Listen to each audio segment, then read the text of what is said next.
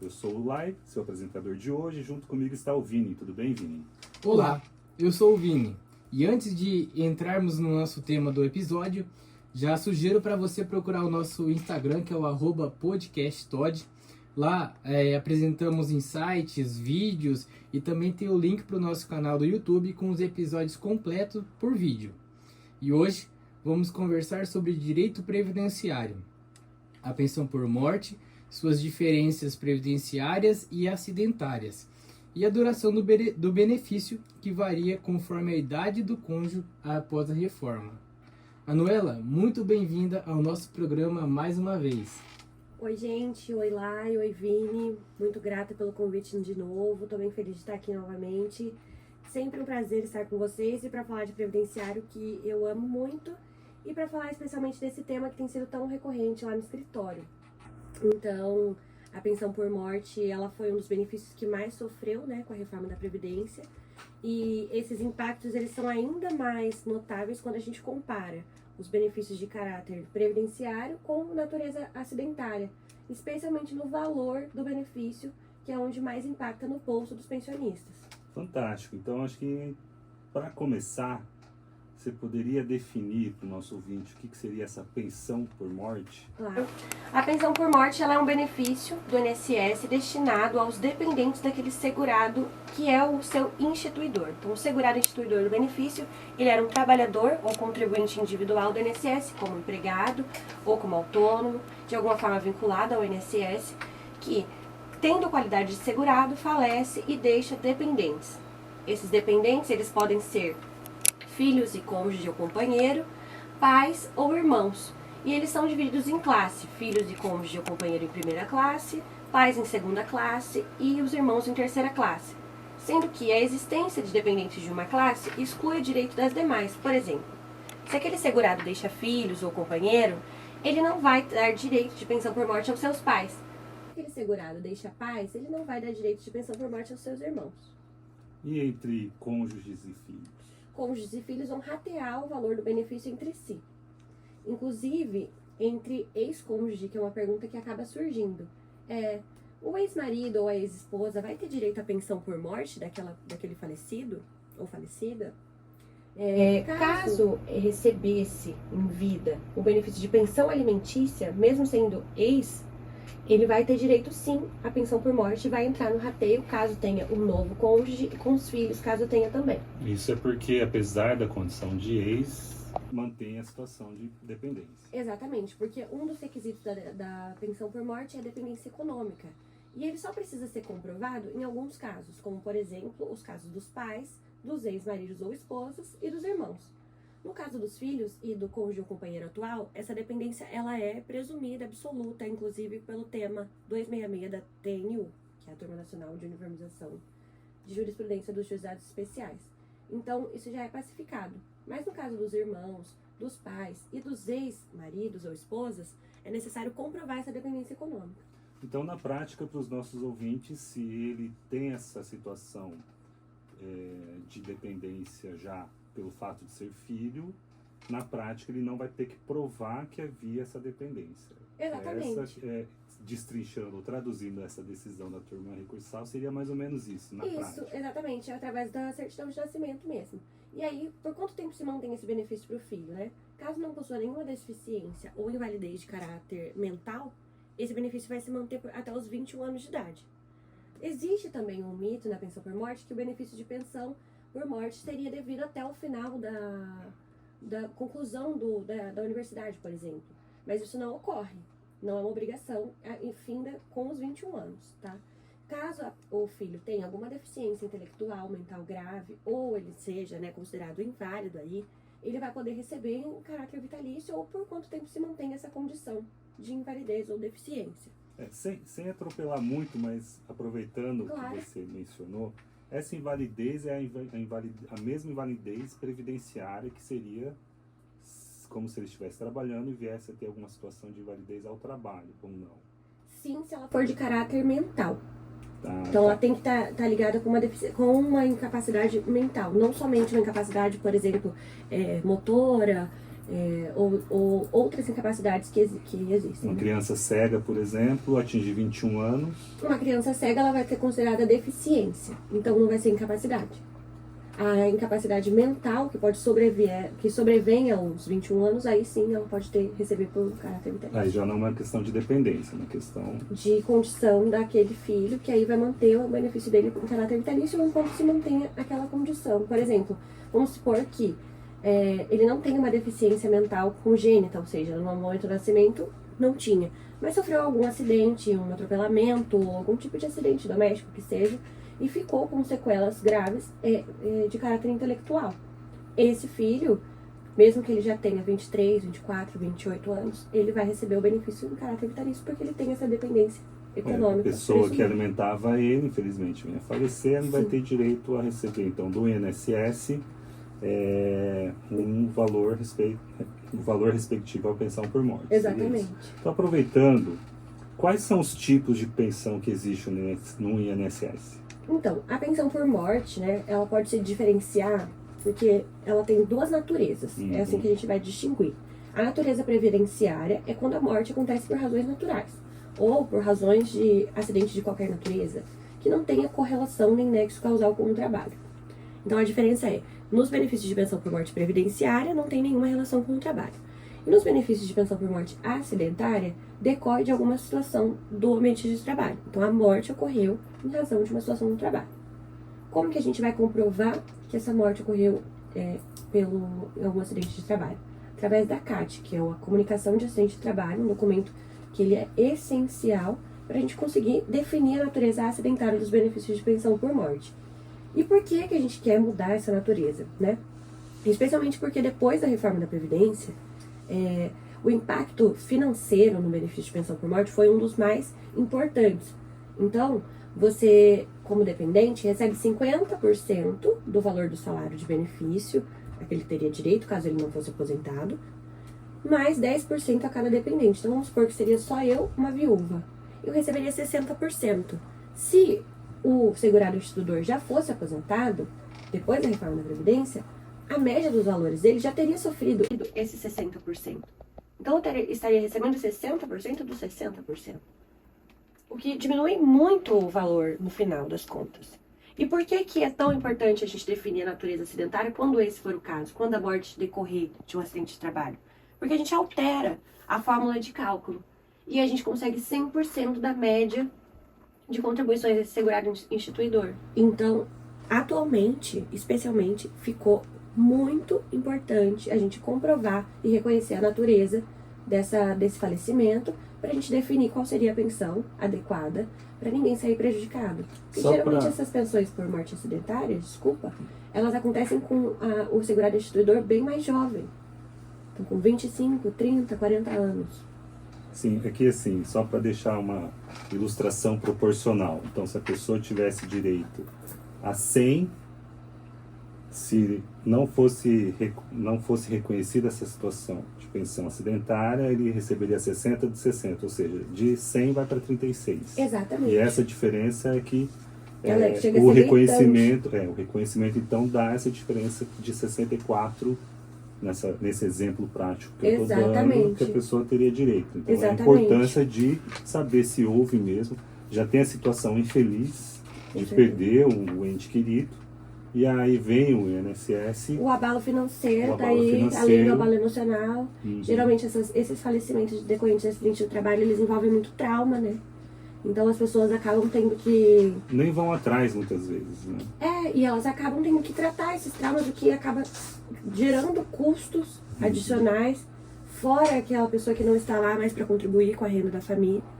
Então, são casos delicados, mas que quando chegam, eles são muito satisfatórios de você conseguir levar essa dignidade, devolver essa dignidade para a família, que às vezes nem sabia que ela poderia ter esse direito. Quando é o salário mínimo, né, é importante destacar, não vai fazer tanta diferença. Não vai fazer nenhuma diferença, porque já recebe o mínimo. Mas isso em casos de valores um pouco maiores, por exemplo, 3 mil, 4 mil, a gente consegue devolver uma dignidade para uma família, para uma mãe, geralmente, que ficou com 2, 3 crianças, muito maior do que ela receberia tendo R$ 1.700, como aconteceu num caso recente do escritório, que ela estava recebendo R$ 1.780 e ela passou a receber R$ 2.900. Então, ela teve um aumento de mais de R$ 1.000 por mês na renda da família. Então, com certeza impactou Gera um impacto muito positivamente. grande, porque um casal cuidando de 2 crianças é uma situação, e uma só, seja a mãe ou seja o pai, cuidando de 2 crianças já é uma bola Complica. muito grande, e ainda tem mais essa questão de prejuízo material. Sim. E, Manuela, bom, sobre a duração do benefício, a gente já comentou aqui do filho que a princípio vai até 21 anos, em situações excepcionais, quando ele está incapacitado e inabilitado, pode prorrogar. Com a reforma, houve alguma modificação? Como que era antes e depois da reforma, principalmente para a viúva, no caso, né, de um falecimento de um pai? Certo. Em caso de cônjuge ou companheiro, né, seja viúvo ou viúvo, a duração do benefício vai depender da idade do cônjuge ou companheiro no momento do falecimento. Diferente do que a gente tinha antes da reforma da Previdência, por exemplo, em casos em que você receberia o benefício se você ficasse viúvo com 20 anos até o final da sua vida, que poderia ser com 80, 90 anos, hoje você tem uma duração de acordo com a sua idade. Então, tem uma tabela, vou passar mais dados, né? Mas menos de 22 anos, por exemplo, recebe o benefício com a duração de 3 anos. Então, depois de 3 anos, cessa o benefício e não tem mais direito. A partir dos 22 e até os 27 anos de idade, o benefício tem a duração de 6 anos. Dos 28 até os 30 anos, ele dura 10 anos. Dos 31 até os 41 anos, dura 15 anos. Dos 42 a 44 anos, 20 anos. E somente a partir dos 45 anos de idade, a pensão por morte vai ser vitalícia. E isso se aplica tanto nas modalidades previdenciária como na modalidade acidentária. Então, foi uma das formas que eles justificaram na época da promulgação da reforma como uma economia aos cofres, mas em muitos casos, especialmente nos casos de mulheres com 44 anos que nunca trabalharam, por exemplo, é muita injustiça, porque quando elas fizerem 64 anos, elas não vão ter mais renda alguma. Elas não vão ter a renda que elas nunca trabalharam para cuidar das crianças, cuidar dos filhos. Já terão a dificuldade de se reinserir, De no mercado de reinserção no trabalho. mercado por causa da idade, por causa da pouca experiência. E quando elas chegarem na idade idosa, com 64 anos, em que já vai ser muito mais difícil a reinserção no mercado, elas não vão ter mais benefício nenhum. Isso não se converte em aposentadoria. Não se converte a não ser que Ela faça um planejamento. Primeiro, um planejamento, né, previdenciário, que é muito importante. A gente sempre, qualquer dos temas que a gente vier tratar no podcast, eu acho que a gente acaba chegando no planejamento previdenciário. Porque como a gente traz aqui, sempre nos episódios, tiveram muitas mudanças. Então, se a gente não se planeja, não entende qual que é a melhor saída para o caso específico, a gente não tem como antever. Então, se ela fizer um planejamento previdenciário, contribuir durante 15 anos desses 20 anos, que ela consegue contribuir numa alíquota mais baixa, seja de 11%, em alguns casos 5%, se ela comprovar que for baixa renda, estiver inscrita no cadastro único, estiver participando de programas sociais do governo federal. Então, ela consegue contribuir num valor, às vezes, bem baixo. E lá na frente, quando ela completar a idade, que hoje a idade da aposentadoria da mulher, por idade, né, por exemplo, 62 anos, e para o homem 65, consegue a aposentadoria. Mas muitas vezes o que acontece? A pessoa não vai buscar essa informação. Quando chega aos 64 anos, a gente ainda está no começo dessa nova mudança legislativa, né?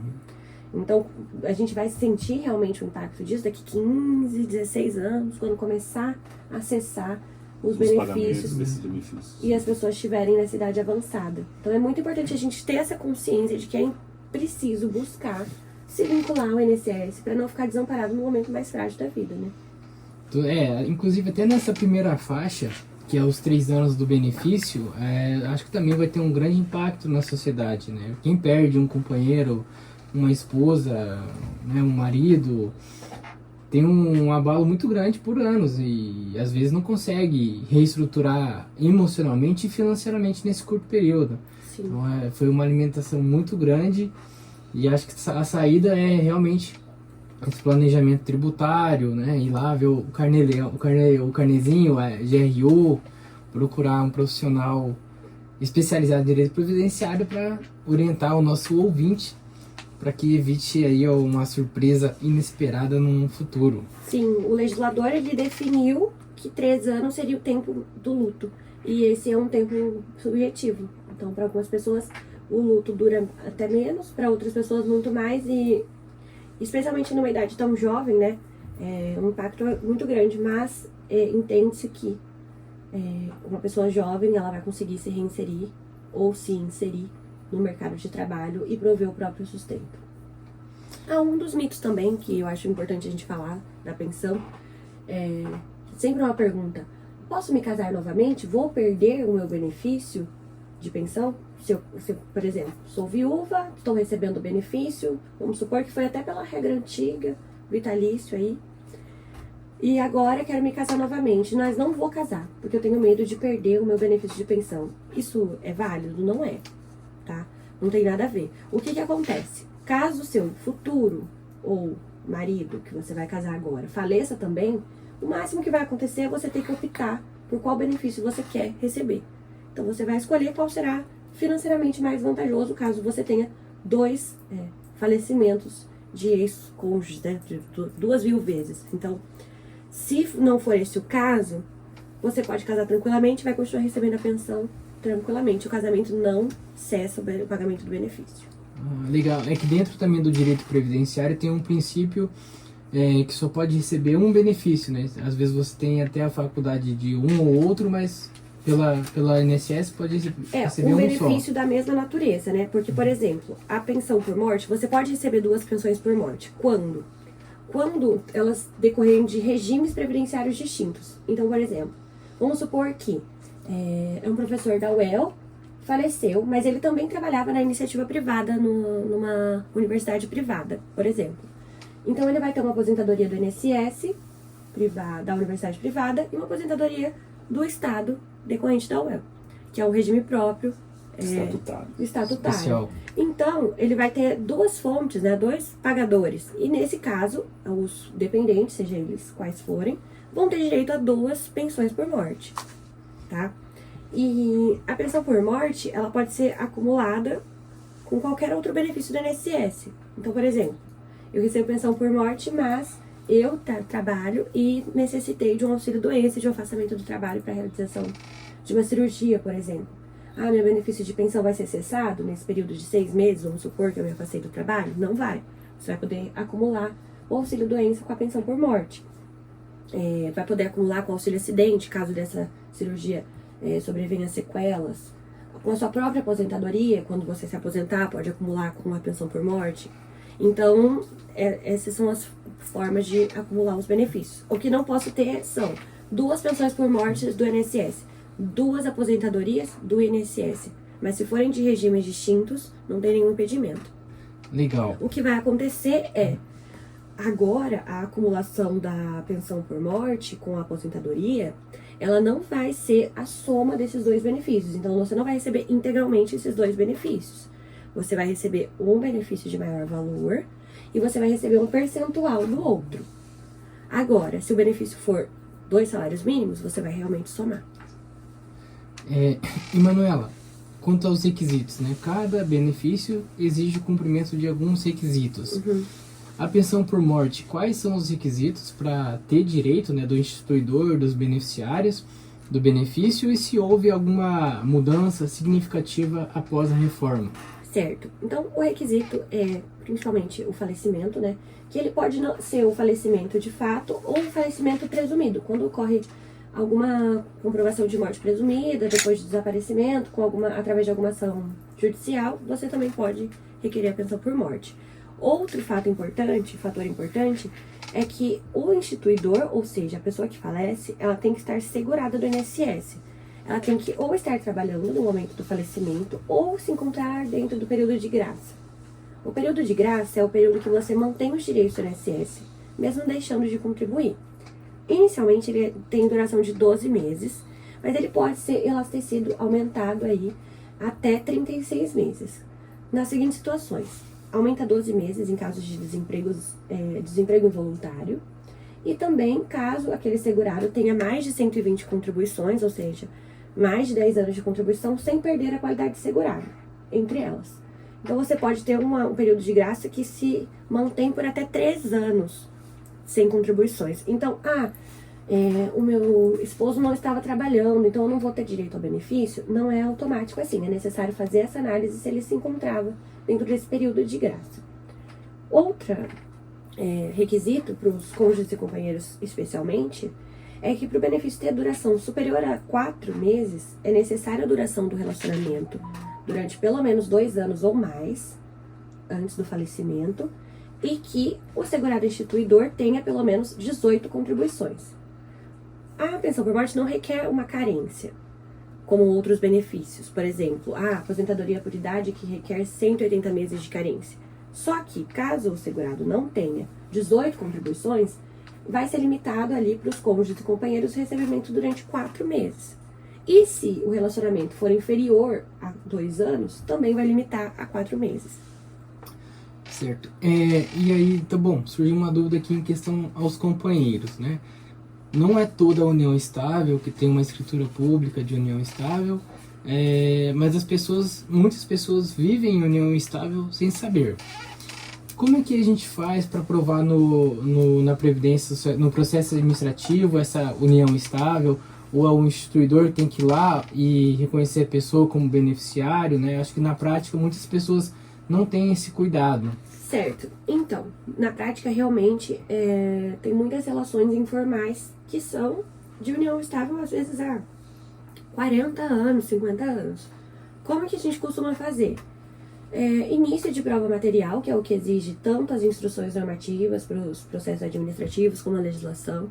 Então, esse início de prova material, ele pode ser provas de residência em mesmo endereço, você pode reunir, por exemplo, um seguro de vida em que a pessoa constava como beneficiário, conta conjunta em banco, tem diversas formas, até rede social, se tiver as datas, a gente consegue provar de várias maneiras.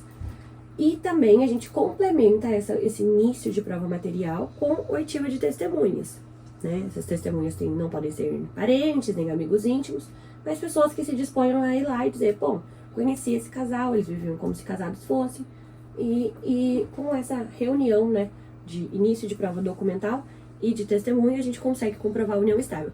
Não tenho nenhuma prova documental. Nenhuma prova documental provavelmente vai indeferir o seu benefício, mas sempre que a pessoa chega falando que não tem nenhuma prova documental, depois que a gente explica o que pode ser considerado prova, a gente acaba encontrando alguma coisa. E como a lei, ela só pede um início de prova, ela não pede um escopo gigantesco de documentos, a gente acaba conseguindo comprovar, sim, aquela relação. E é muito importante a gente conseguir comprovar ela por um período superior a 2 anos, pela duração do benefício após as mudanças da reforma. Esse início de prova, assim, para os nossos ouvintes entenderem um pouco, ele é como se fosse quase que uma triagem, né? Dentre aqueles que querem discutir, então pelo menos um papelzinho que demonstre que você está na condição de companheiro e companheira, né? Para eliminar aqueles que tentam se aventurar e fazer o pedido de qualquer jeito e tal. Então funciona quase como isso, essa questão de início de prova documental, sim, tal como é o caso dos benefícios rurais, em que antigamente não se guardava nada, mas pelo menos alguma foto, alguma coisa que demonstre que inicialmente você tem alguma demonstração. Então é interessante claro que ninguém se prepara para um óbito, né? Então mais de alguém que chega a ser um tabu você se preparar para um óbito de pessoas queridas, mas é importante você ter pelo menos alguma documentação em casa, tudo, para que essa situação se resolva de maneira mais fácil no futuro. Pelo menos uma conta no seu nome, no nome do seu cônjuge, companheiro, que chegue todos os meses ali no mesmo endereço na casa que vocês residem, porque isso já vai fazer com que, vocês tenham uma comprovação de endereço, né, importante, e 2, vai servir de prova dessa união, não só para fins de pensão, né, mas também em caso de separação, de divórcio, enfim. Uma dica para o nosso ouvinte. Tem um episódio nosso que fala da importância do pacto antinupcial Para a união estável, você pode ir lá no cartório, faz uma escritura pública de união estável, vocês vão estipular ali como é que vai funcionar essa união, já é um indício de prova, e também pode procurar a Previdência Social. Então, documento instituir. particular em que se reconhece a firma, e aí pelo menos tem a data do selo do cartorário, quando reconheceu a firma, você Sim. já vai ter um início, ou pelo menos Mas uma data inicial. um destaque é que para o INSS, especificamente, apenas o documento do cartório, ele não constitui por si só a prova da união. Precisa de mais elementos de Mas é Só um convivência. indiciário, É um indiciário. Até pro judiciário, né? Tanto que quando a gente tem um processo, mesmo como uma escritura pública, você precisa fazer o reconhecimento e, se quiser dissolver, a dissolução mesmo. Mas é um documento importante, né? Para o início de prova. Do E fato. se você juntar com outros elementos, redes sociais, conta bancária, pode facilitar a vida do nosso ouvinte. E, bom, Manuela, partindo aqui pro finalzinho do nosso episódio, em termos práticos, como é que o nosso ouvinte pode fazer para solicitar na via administrativa esse benefício? Quais documentos ele precisa portar para levar? Certo. É muito importante saber que todos os benefícios do INSS, eles precisam passar por uma negativa administrativa antes do pedido judicial. Então, todos estão sujeitos ao processo administrativo. E hoje é feito tudo pelo Meu INSS, que você acessa com o gov.br. Então, lá você faz o pedido de pensão, claro, com documentos de identificação seu, do segurado instituidor, algum documento que demonstre, se você tiver, que ele exercer atividade de trabalho, seja se a carteira de trabalho estiver em sua posse. Documentos que comprovem a união estável, se for o caso, mas documentos que demonstrem a dependência, se for o caso de filhos, ou se for o caso, né, de uma esposa, um cônjuge que tenha uma certidão de casamento, e faz o requerimento online. Mas é muito importante entender também que nem sempre esse requerimento avulso, né, do segurado, ele traz o melhor benefício para os dependentes. Então é sempre importante fazer uma consulta apenas para entender qual seria o valor de benefício a que se tem direito, para que não se receba um benefício de valor menor, né, não tenha nenhum prejuízo ali. E existe algum prazo específico para fazer esse requerimento? Para você receber desde o óbito, é necessário requerer até 30 dias do óbito, e para filhos, né, menores incapazes, até 90 dias do óbito você consegue receber desde o óbito. Caso tenha passado essa data, você pode requerer a qualquer momento, não tem decadência desse pedido, só que você vai receber daí a partir da data que você solicitou. Certo. Bom, então, Manuela, queremos agradecer aqui imensamente a sua participação, por compartilhar seu conhecimento conosco nesse tema que é muito importante, principalmente na vida da família que está ali de luto e se depara com essa situação de solicitar esse benefício de pensão por morte. Foi uma conversa muito esclarecedora e de grande valor para nós, aqui da Rádio UFM, do Traduzindo no Direito, e para os nossos ouvintes. Muito obrigado. Eu que agradeço, estou à disposição de vocês e agradeço aos ouvintes por estarem com a gente até aqui. E um recado aqui para os nossos ouvintes, para que fique antenado aí na próxima quinzena, que nós vamos conversar um pouco sobre o benefício do LOAS. Então estão mais que convidados a participar e ouvir desse nosso próximo programa. Bom, e antes ainda de encerrar, sigam lá nossas redes sociais, que é o @podcasttod, a Rádio UEL também, que é @UELFM no Instagram, acompanhar a nossa programação, os episódios que são disponibilizados, sugerir também temas relevantes para outras participações. E, Manuela, qual que é o seu Instagram, seu arroba? Meu arroba é @adv.manuelaamaral, tudo junto. É isso, então muito obrigado, até o próximo episódio, para conversar mais um pouquinho sobre benefícios previdenciários. Isso aí, obrigado e até mais. Obrigada, até mais.